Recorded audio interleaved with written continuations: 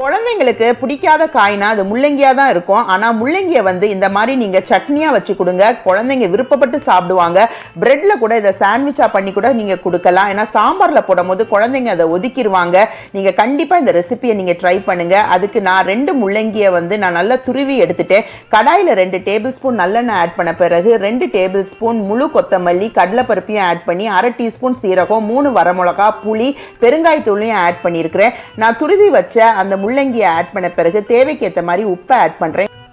முள்ளங்கியில உள்ள ஈரத்தன்மை போற வரைக்கும் வதக்கி விடுங்க. அதோட காமுடி திருவன தேங்காவையும் ஆட் பண்ணி எல்லாம் சேர்ந்து வதக்கின பிறகு ஆற வச்சு அதை மிக்சியில சட்னி பதத்துக்கு நீங்க அரைச்சுக்கோங்க. தாளிப்புக்கு இன்னைக்கு நல்லெண்ணெய் தான் ஆட் பண்ணி நான் தாளிப்பு கொடுத்துருக்கிறேன். முள்ளங்கியில பாத்தீங்கன்னா அதிகமான calcium, vitamin C, riboflavin, niacin, thiamine, vitamin B6, folate, potassium, iron இருக்கு. அதால முள்ளங்கியை இந்த மாதிரி சட்னி பண்ணி கொடுக்கும் போது குழந்தைங்களுக்கு அதோட ஃபுல் பெனிஃபிட்ஸ்